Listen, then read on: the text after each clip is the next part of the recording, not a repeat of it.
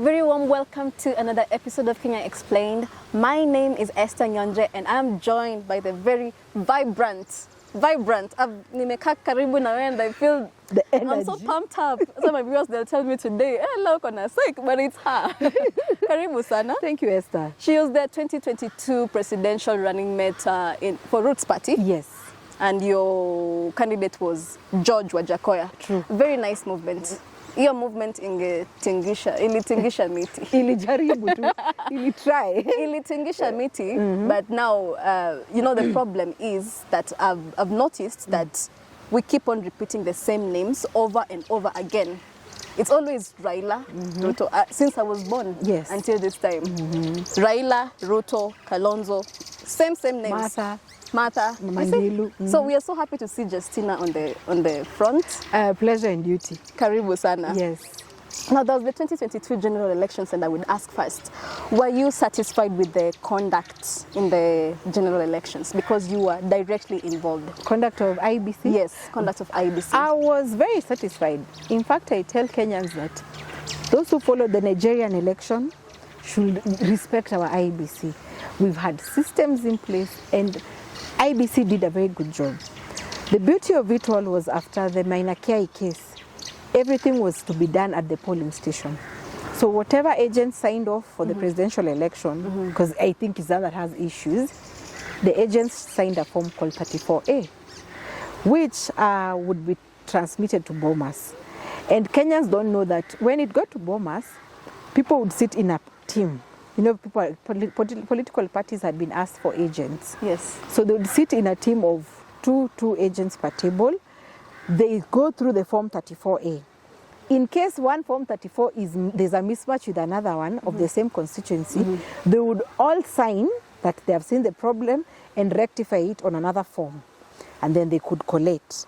So I want to tell Kenyans that IBC did a very good job, and we should stop fighting principles of democracy like IBC when you feel that the election has not gone your way. How comes the governors of Azimio, the senators, the MCAs are not complaining? Elected by the same system. Why? So I was very satisfied, and I never shy to say this. When we were planning for agents, our party leader did not want to be involved. He was not picking phone calls. So how do you again start telling Kenyans that your kuras, 2.8 votes were stolen? Number two, the guy who is now deputy party leader in the party. Which party? I don't want to name it because you know the party, munajua mali nilikuwa. The one who was the who is now the deputy party leader, was the chief agent. He signed off form 34C. So I want to tell Kenyans that IBC did a good job compared to Nigerian election, whatever independent election commission. People, let us accept that we are way ahead in terms of democracy. And compared to the previous elections that we've had. Of course, IBC this time, and I think when Chebukati wanted to go home with clean hands. So they did a very good job. The tragedy of it is that these commissioners tend to be selected, awa ni wahuyu. In fact, now the selection must change. How are Kenyans going to be involved? Because now politicians are taking center stage, forgetting that they are there because of kuras of Kenya. So I think even we should be pushing for a different conversation on how will these commissioners be selected. Yeah, that is what we want to talk about with the bipartisan approach. How do you think the commissioners should be elected? You've mentioned about involving Kenyans, but an ordinary Kenyan cannot come from the village and say, I want to be involved in the IBC selection process. So what do you think are the right steps that should be taken to ensure that there is inclusivity? One, the church. Most Kenyans go to church. So, of course, pastor on the ground at Ulizo, he'll ask people, what do Kenyans think about the election, or the IBC? That will be the voice of the common mwananchi. The Muslims themselves, that's the voice of the common mwananchi. Civil society. It should be, the table should be widened apart from political parties and politicians. Let even the ordinary Kenya, hata wangesema, traders, the unionists, the farmers, with their own cooperative, whatever they have organized themselves in, so that their voices are heard. But in my opinion, we need to move away from politicians driving this process. Because at the end of it all, when you see Cherera, you say, huyo ni Azimio. When you see the other, huyo ni Kenya Kwanza. So where is the interest of the Kenyans? Yeah. Yes. But that is what is, sadly, that is what is happening. Because even right now, Azimio and and Azimio and Kenya Kwanza are at loggerheads because maybe they can't come to an agreement, and they're fighting over those positions given. They find issues with the PSC. They say these ones have the numbers. Now, I come to ask myself, then what are we doing? What I'll tell Kenyans is that the processes in place, the procedures and standard operating. Actually, the question is, how independent can that process be when you say that we want to pull it away from the politicians? In my opinion, it would be independent because maybe someone who is nominated by the church, okay, it would be independent, by the way. It won't. Let me pull that back. I don't think it's going to be independent because everyone will have their own interests. So what we should focus on is building systems, standard operating procedures. Like, clearly a Form 34A should be signed at the polling station. All right. That is an institution. From there, it is transmitted. It won't go to the county. It goes straight to the National Tallying Center, what we already have. So I think Kenyans should demand more of strengthening institutions, strengthening systems, that when there's transmission, there is no failure of that transmission process. Actually, let me just pull back and say, they can choose whoever they want. But as long as the systems are in place, it has been transmitted. Exactly. You can download a Form 34 on your phone. I think that is all we want as Kenyans. Yes. And what I'll tell the two superior ones, because me, I call myself a junior opposition and my team. We don't even care who will be there to the IBC. As long as you Kenyans invest in the process, which one? Number one, register as a voter, go vote, and be a party agent of Inatuhusu, God willing, if you ever get there. Protect the votes. You ingine, they'll have to count at Bomas. There is no other thing they can do about it. Kenyans already have downloaded. So let us focus on strengthening on the institutions. Yes. But again, as a voter, do you vote for someone who came with money or someone who came with ideas? Now that is the problem of the electorate. That is the thing. So you should ask Kenyans, are they ready for that change? Kenyans, let me tell you, I've run twice, 2017 as MP, 2022 as presidential running mate. And one thing all of us Kenyans have in common, unatuachia nini? Kenyans, you don't want to hear any idea. But I'm happy we are going through the hardships now, because we start questioning leadership. In fact, people tell me, encourage Kenyans. I will not encourage you. That is not, I won't encourage you. I want you to take this as a learning lesson, that you'd rather support that MCA you see there without money, but as an idea. Invest in his process, so that when he gets to MCA, County Assembly, you ask the guy, you promised us this, where is it? His loyalty will be held to you as the voter. As opposed to someone who comes with money bags, you don't want to know where they got the money from. His interest, he's pushing someone else's agenda. And when he gets there, he has to satisfy their loyalty to the person who gave them money. So citizens, I'm happy we are going through this turmoil, because it is a learning lesson. Very nice. Very true words said from her heart. Justina Wamae, Inatuhusu.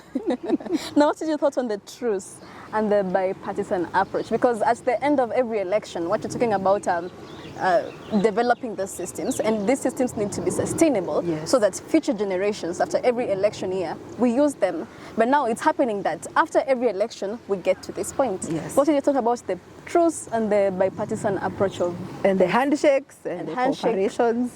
What I can, and Mkatenusu, we had forgotten Kibaki's. Kenyans have been on record saying that I never supported maandamano at any point, because I was telling Kenyans that in the budget of 2023-2024 financial year, MPs and senators will take home 2.24 billion as salaries and allowances and everything, cumulatively wote. So I was asking Kenyans, if for instance wewe ni mtu wa kuchimba shimo, you know, you're paid according, your KPI is the meters that you've dug out. Why are we encouraging politicians? Why are we helping them do their work? Because their KPI is oversight, legislation, and representation. So what is this they were coming to do on the streets? So my argument has always been, go to Bunge, do your bill, craft your bill on cost of living, how to lower cost of living, for example. Then go, and now, of course, media goes to Bunge and they cover these things. Let the debate be aired for all and sundry in Kenya to see that this is the idea that Azimio has regarding lowering cost of living. Then they come to now your show here, Kenya Explained, you give them time to tell your viewers that if your MP, who is a Kenya Kwanza supporter, does not vote for this, this is what they'll be denying you. Locus of power, what not. But when they went to maandamano, I was telling Kenyans, what is the end game?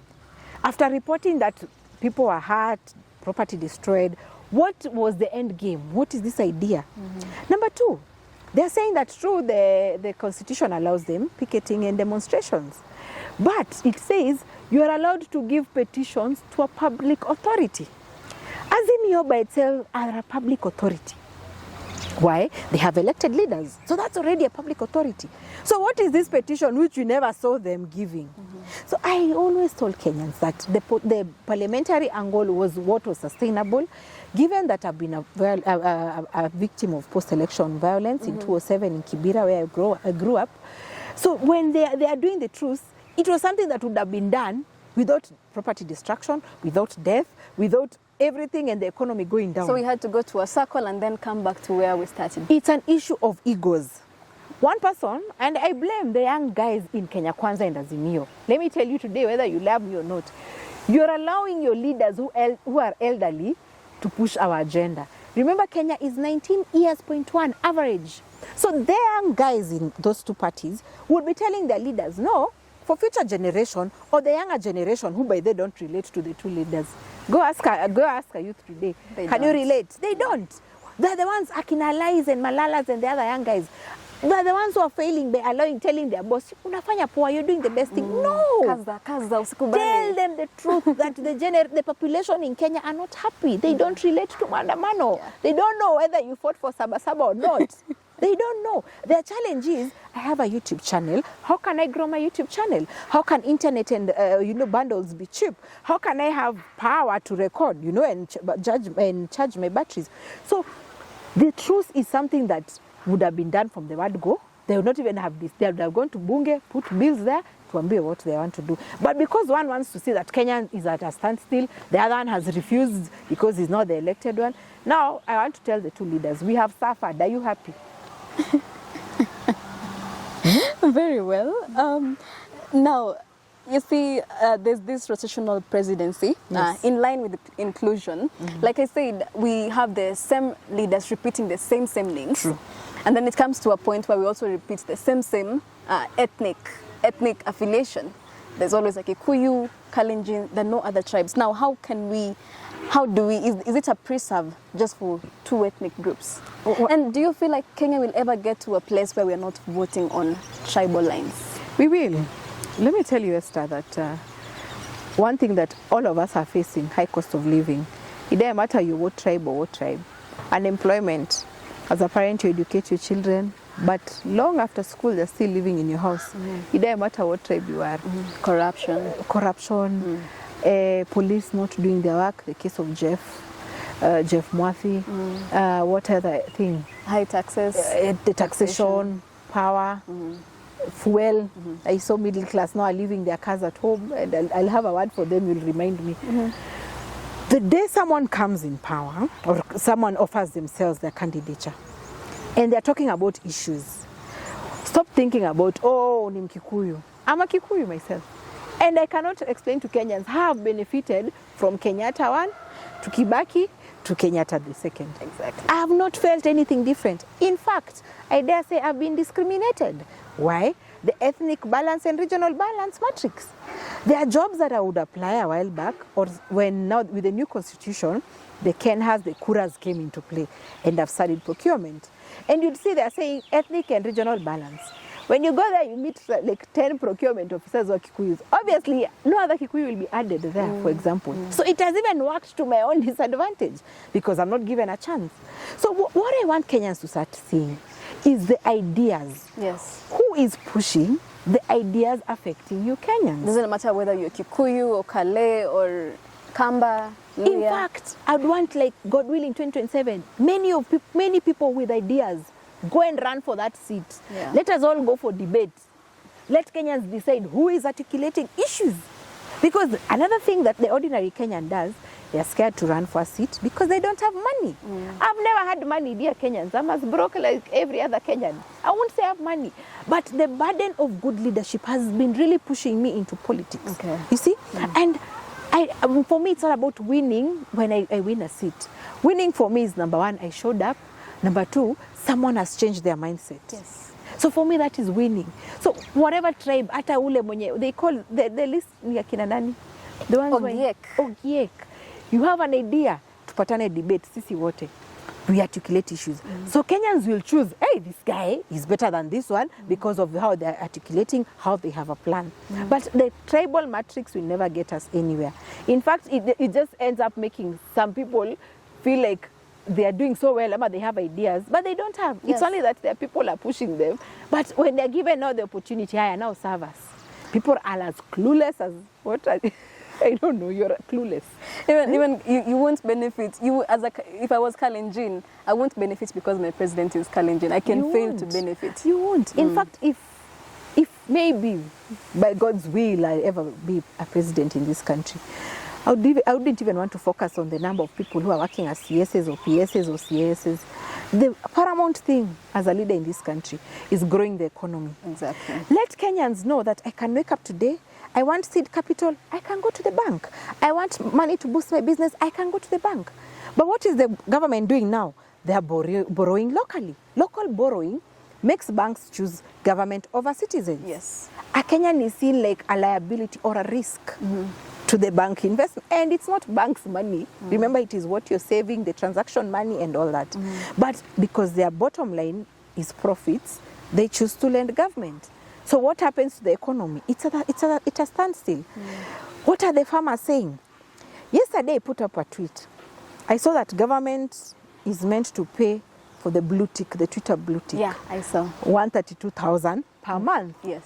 Is being on Twitter blue ticked a priority? Yes, and you say the money should go to fund the farms in Kenya. Local technical techs. farms in Kenya. We can have our own Twitter called Quitter. Who is asking us, you know? But even if we don't fund the local techs, many farmers have written to me, farmers in dairy farming. They're telling me, one of the challenges we have, you call a veterinary doctor, you have to fuel, and they're coming with a GK branded car. You have to fuel, give them money. So how are we encouraging farmers? Another thing, for artificial insemination, there is no government involvement in AI. It is only that a private person can do it. So, and they're not reliable. What happens about our milk? The other day, a Ugandan powder milk had been stopped. And that was just politics. Because someone said, mimi nitadili na mtu wa maziwa. You know? It spilled over to Uganda because Dairy Board wrote that they are not going to take the imports from Uganda. But now they've taken it back. But I want Kenyans to have this mind shift. We went to East Africa community. Kenya is there. That one we cannot refuse. But what we can do right now is that look at the advantages. In the EAC, the market is 300 million. You know?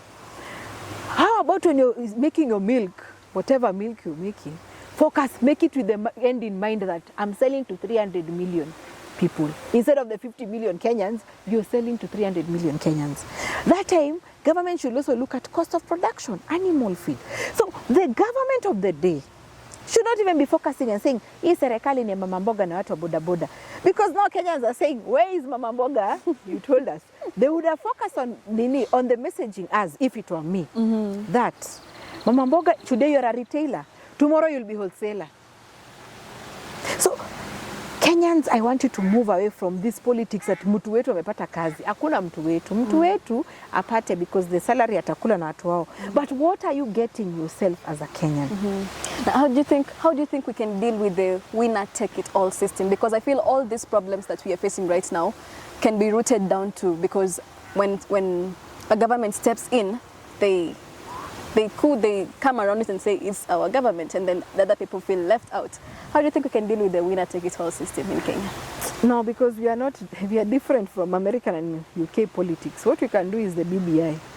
BBI had tried to push something in that regard, but let me make it clear, Kenyans, that the day you stop asking politicians for money is the day even the people who fund politics will stop pressurizing politicians.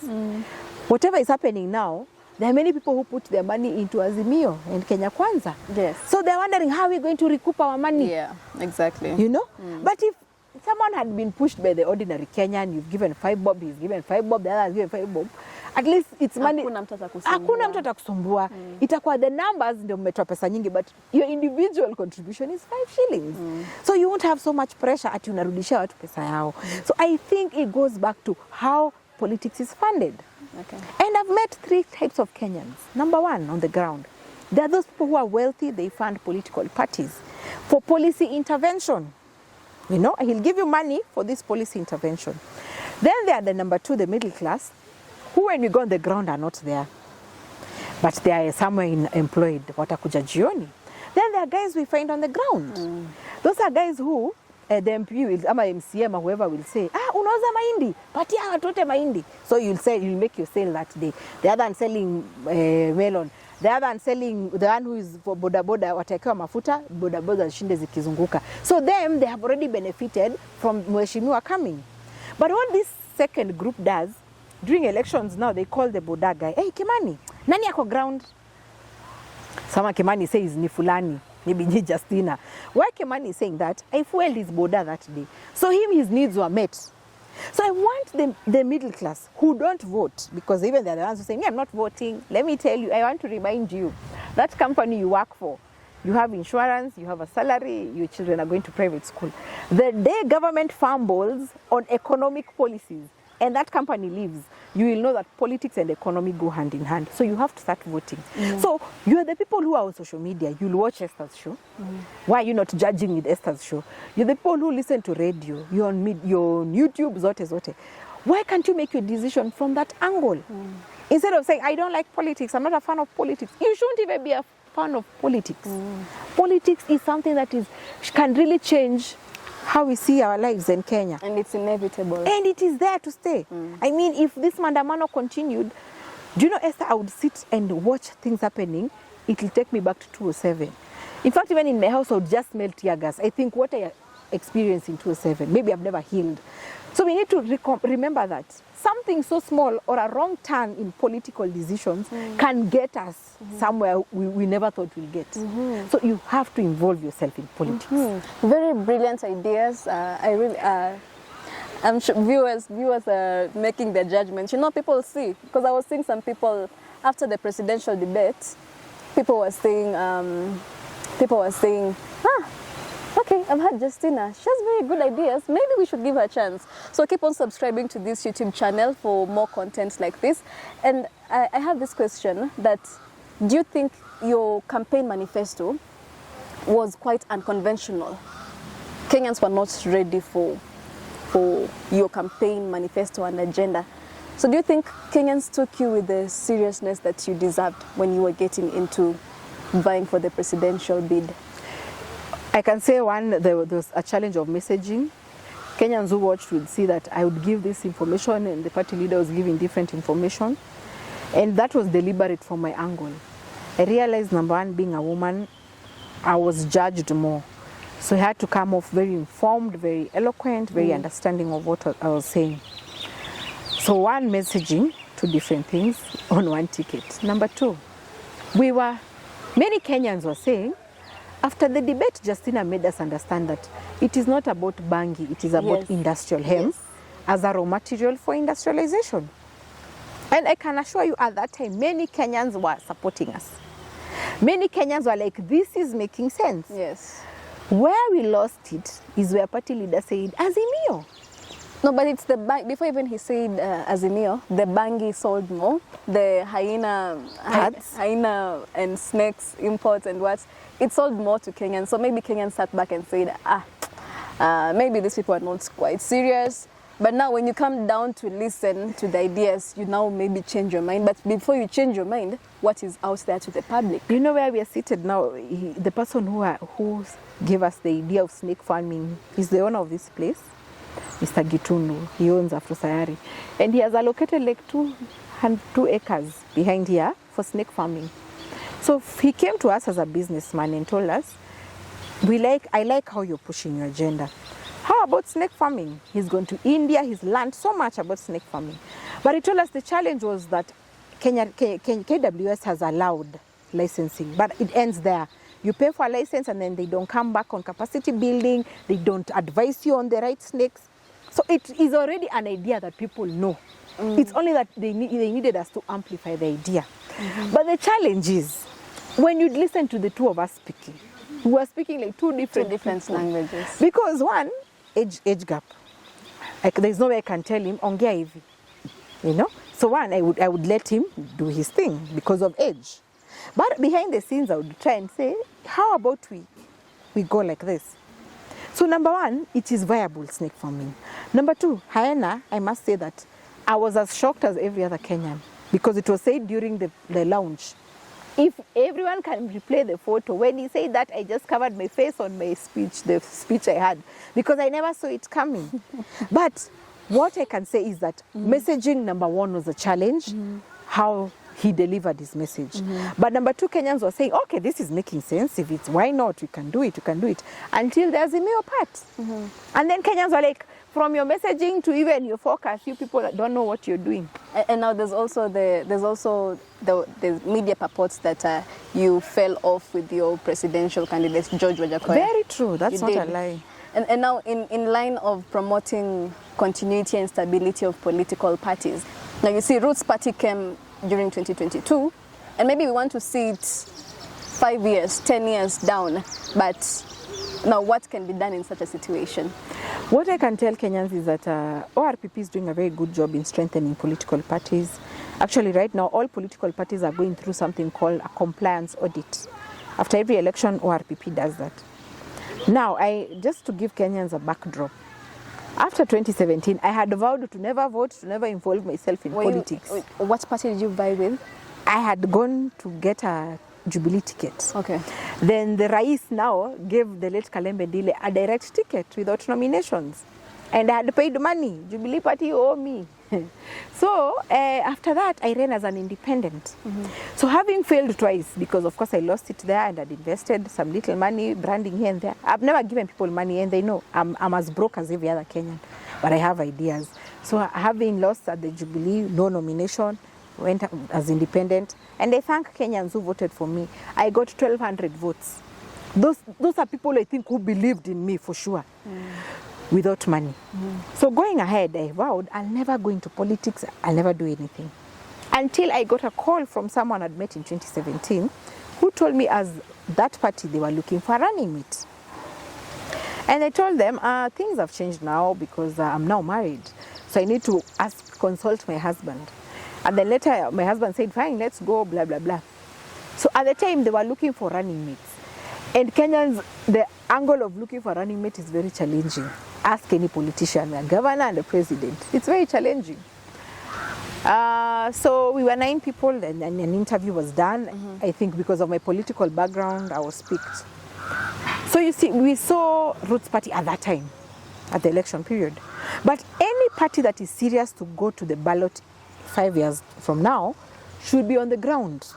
Should be already knowing this is going to be a candidate, this is going to be a running mate. So I think it goes back to ORPP, trying to, in their strengthening, they also need to be also pushing parties. What are you doing on the ground? What are at least you can see more political parties working then. But again, Kenyans also need to ask themselves, why am I joining a political party? Why? What is the ideology? Why should I follow you? Because many a times Kenyans follow the personality behind a political party. So you end up going there, their constitution, their nomination election rules are not coinciding with your vision and dreams. Then you end up falling out. During the period we were asked for the requirements by IBC, the party leader, being a lawyer, had joined other presidential candidates to go to court and push out and make sure that 2,000 copies of ID was thrown out. But remember, the ruling was supposed to be after Chebukati's deadline. Okay. So I, as Brand Justina, we resolved that, you know what, instead of just wasting our time, already people know we're already a running mate. And on a light note, my husband, where he does his business, his friends used to laugh at him and say, ulipelekea bibi yako Azimio, you know how Kikuyus talk. So his ego, he said, no, he's going to invest on the copies of ID. And he invested, and that was Brand Justina's what he put on the table. And where I was not happy is because we invested in the process, party leader did not invest in the process, and that is why he was running around saying Azimio. How I wish he had put his effort there, because we asked him, party leader, are you willing to? He said, no, where I am, I thought the KC will be thrown, this requirement will not be there, so I'm not ready for it. So if he had invested in the process, I know he would have felt the pain of supporting someone else. But again, I'm not vindicated. He's there now, live munaona. So that is why we fell out. I hate someone without a stand, and I've always had a stand, Esther. Once I pick a side, I take that side to the bitter end. Yes. All right. Now, you threw yourself into that field of politics as a woman. Yes. There's the gender card there. Yes. And I feel you have brilliant ideas. But now, 59 years down since our independence in Kenya, have we taken enough strides to empower women into these spaces? The two-third gender rule, is it a fallacy? What I think is maybe we should change how we see things. Number one, Rwanda is told that they have more women in power. In Rwanda? In Rwanda. Their parliament has 61% women. Wow. But when we look at what is the impact, so it comes back to Kenya. What is the impact of even the women we have nominated? So I sit back and see that Rwanda and Kenya, we are pushing the two-thirds agenda. But there's always a man who is putting the women there through the affirmative action and everything. So when this woman is put there, she's torn between the woman agenda, the youth agenda, the development agenda, vis-a-vis the person who got her there. So even I, thinking as a man, if I put you somewhere, I don't expect you to talk. Eat your salary and keep quiet. I'm thinking as a man. So how I wish we started seeing this thing differently, that we are not only women leaders, we are leaders. Gauge me as from ideas, what I'm telling Kenyans, what I can do. As a leader. As a leader. Compare me, this woman and this man. No, these leaders, what are they saying? You know? But what I'd also ask Kenyans is, also respect us. Remember, we are women, we are vulnerable. Don't beat me up during campaigns. Just give me space. The same way you gave a man space to talk, you respected him, you never threw stones at him. First, carry us with that respect of, this is a human being, so I won't hurt her. Let me listen to what she's saying. Then from there, Kenyans can now start judging, hey, this Justina is saying better than Alex. Yeah. You know, now you're looking at ideas, plans, strategy. So I think we need to move away from, tumewapatia wa mama. So what are those women doing? And you have the slogan Inatuhusu. Yes. You can tell us about Inawatuhusu. Yes, Inatuhusu, guys, is Swahili for get involved, you know. People say, get involved. It involves you. So someone will say, I want to tell Kenyans, inahusu wazazi, that you've educated your children, they don't have a job. Yes. Inakuhusu wewe kama a retiree. You retired 3 years ago, you've never gotten your pension. Inakuhusu wewe kama youth. I pay 600 shillings for electricity and I get 300 for total. Units. Inakuhusu. Why is it so? You know? So that's the conversation we're telling Kenyans. Everything, whether it's the economy, the social fabric, there's the issue of it's wanasema nini, this one for LGBTQ. Inakuhusu as a parent. What do you feel about it? If it's politics, inakuhusu kuna maandamano. You're not going to work. So I want Kenyans to open up their minds and say, well, I need to involve myself in politics. And again, we are here to speak for Kenyans, ordinary Kenyans without connections. One, you don't need to beg, bribe, or know anyone in a government institutions. But what is happening today, Esther? If I want something somewhere, I'll ask you, Esther, do you know someone there? Exactly. I won't ask you what is the requirement or what is the process. Unajua mtu. It should worry you. Inakuhusu that processes no longer work. It is who you know. So that's the conversation we're engaging with Kenyans. But the most important thing I'm telling Kenyans, until you invest in the process of transformation, Kenya will never change. Kenya will never change. Exactly. Yes. Now you can speak to the viewers. You told me to remind you something about the middle class driving their cars, leaving the cars home. Yes. Your parting shot. No, that's a parting shot. Yes. Now, middle class. You know, you're the ones who drive. We have big cars. We are employed in companies. The day Kenya messes, that company will run away, that US company, that whatever. Then your insurance company, when you get sick, your insurance gets depleted very fast. And then shule, you say, my child is going to private school, so you don't care about public. How about we questioned government? In fact, you don't need bursaries. You're the people who say, me, I don't need bursary. But it should concern you. Someone died in Githurai the other day looking for a bursary form. Yeah. So I want you to remember that you pay income tax, excess duty, VAT, all those taxes. So that money must be accounted for. That money should be put into good use.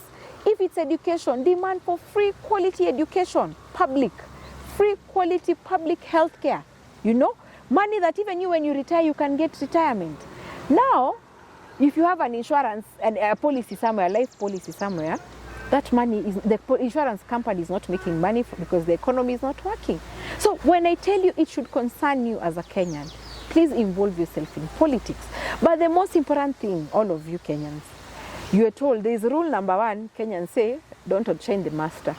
But rule number 40 is where you draw the line. You say, the rule number 40 says, despise the free lunch. Why do we like free things from politicians? That is why they don't respect us. Dear Kenyans, if you want transformation, kindly you have to invest in the process by registering as a voter, by being a voter, protecting the votes, and also even supporting the small parties with little money, 5 shillings, nini kidogo kidogo, haba na haba ujeza kibaba. So I want you to start thinking from a perspective that Kenya ni yetu, and that song, there's a song we used to sing kitambo.